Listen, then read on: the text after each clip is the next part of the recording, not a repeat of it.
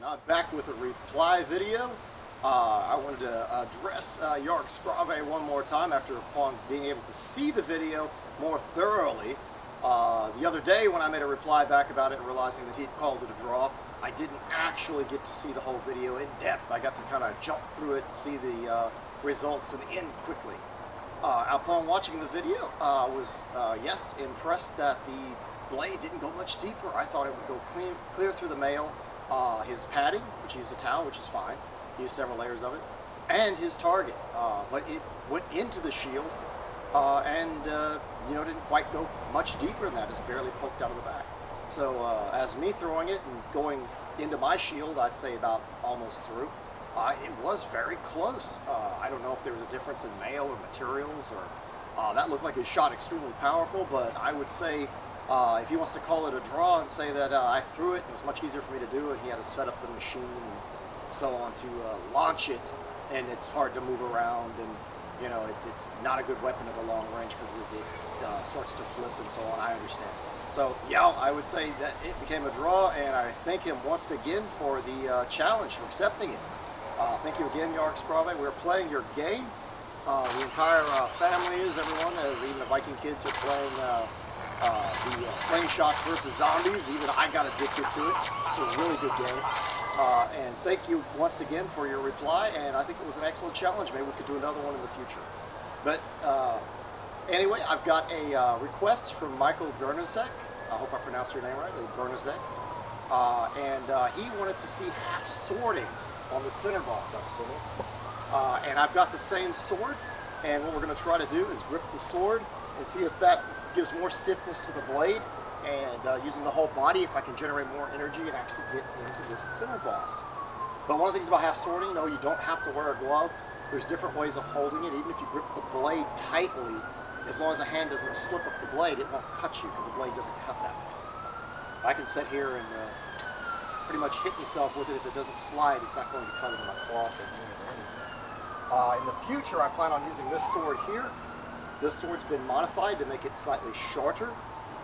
It's a very stiff blade, especially being made shorter. It gives less, and these are very stiff to begin with anyway. These pattern welded blades are a little bit thicker. They're more like early migrational blades or early Viking blades, and we're going to be testing mail and plate with this one. Much like Iron Roland Borzeka did in a video in Egan, Minnesota, when we were at Outspoke Viking Martial Arts, but we had the lighter versions of Viking swords that we find in the category, because there's a large array of swords that we find. We find very light ones, shorter ones, to really stiff, heavy, longer ones. And the stiffer ones, I think, were not just for cutting, but they also improved the thrust, getting a better thrust from it. Not just a better cut, although it doesn't help with the cut, but it does make them slightly slower, and there's other disadvantages. We're going to try that out and see how this one works.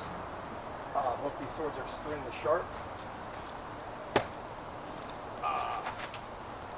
And so everyone can see that, I will go ahead and test it out. Sharp enough, I would say. Might have a niche in it or so from other things that have taken place, but I would say that's more than sharp enough.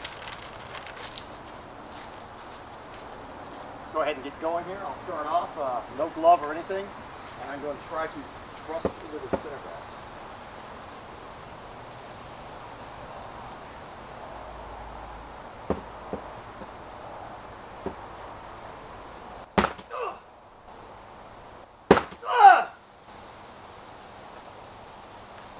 Very nice straight hit, no bending, but I'm not really getting any major penetration into it.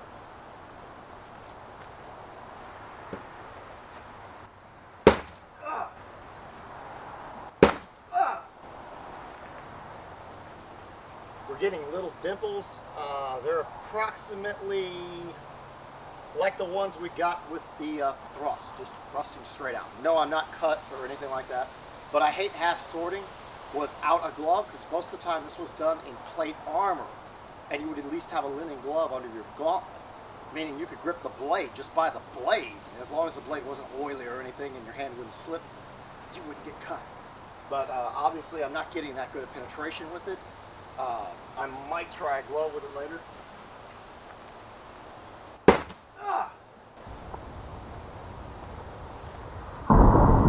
It has to do with acceleration, and I can't get the acceleration. I don't know. Ah. Lots of body. I don't think it's going to go through.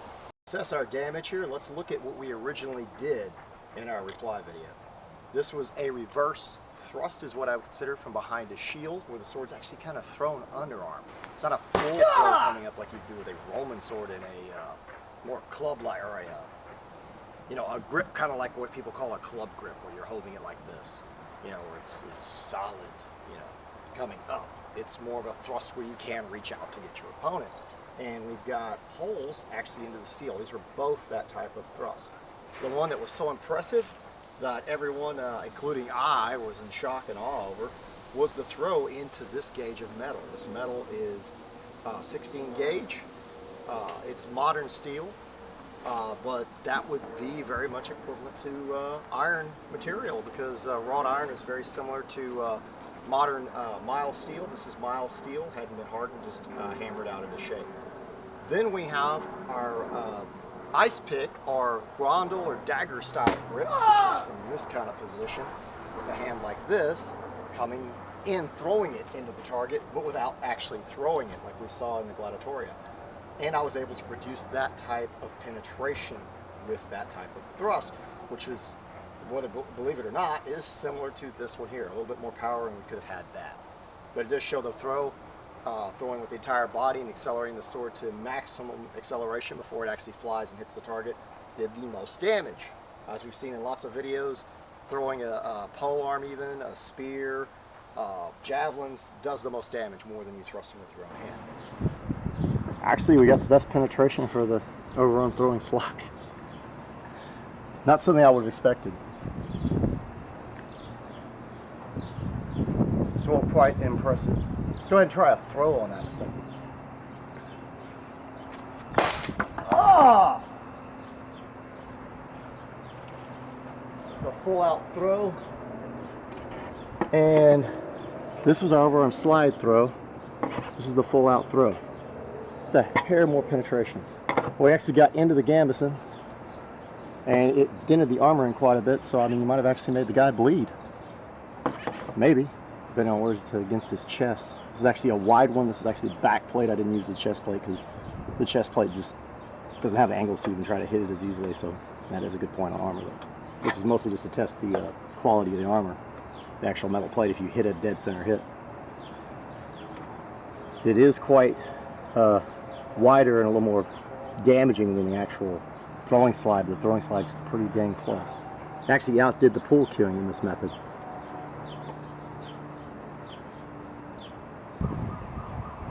Ah! Make sure it wasn't a fluke. I don't think it was a fluke. Sorry, I had to do that. But as to assess the damage here, we have two hits that are from thrusting, like classic thrusting, where you just thrust in fencing. That's like you have the blade and you can thrust straight out. And then we also have it where you step and put the whole body behind it, throw the blade out and thrust. Well, I think the give here comes from the arm more than the blade. These blades here that I have are extremely stiff. So with the half swording, seeing this type of thing where it looks a lot like this, I just hit it in a different location. The areas I hit, like this one, was about, with the half sword, the first thrust where it was nice and good and sharp was about the same as these. Makes sense, because the blade is so stiff on its own, I don't necessarily have to stiffen the blade. And holding it with two hands, this is much like if you watch the position like a pike. Because a pike, you hold it in the front, and you have your other hand as far back as you can and then thrust forward and use the body. Well, that's because you can't really do a lot with the actual pole, because it is so heavy and long that it's used in a pike style manner. A lot of times it's just braced and pushed into the person in front of you, or to keep him back because he's got so many points in his face. But what we have here is not that that's not powerful against human flesh or body. It doesn't have the acceleration to go through any more than these do. This has a little bit more acceleration, but it's more throw-like. The reverse. Then the throw, of course, did the absolute best, which was unbelievable. I want to try this on a breastplate, actually. in the future. And then we have here where it was more like a throw, but coming down. Remember also these were coming down at an angle when they hit, which so you have gravity on your side of momentum plus the throwing motion, much more acceleration, and the blade's able to go through. And anyway, that was my assessment of the damage. I tried it multiple times, even more than I showed, and it didn't do much better. The first one was really sharp, was the best, and like I said, it was equivalent to these. And I'd like to say, anybody out there who's celebrating Thanksgiving, happy Thanksgiving. Thank Joerg Sprave once again, and I'd like to do something in the future. We also love his game, Slingshots versus Zombies. The entire family is playing, including Viking Kids. They plan on doing a video soon reviewing his game and even testing out Slingshots against their own ballistic weapon. And like I said, happy Thanksgiving to anyone celebrating that in the States. And as always, farewell.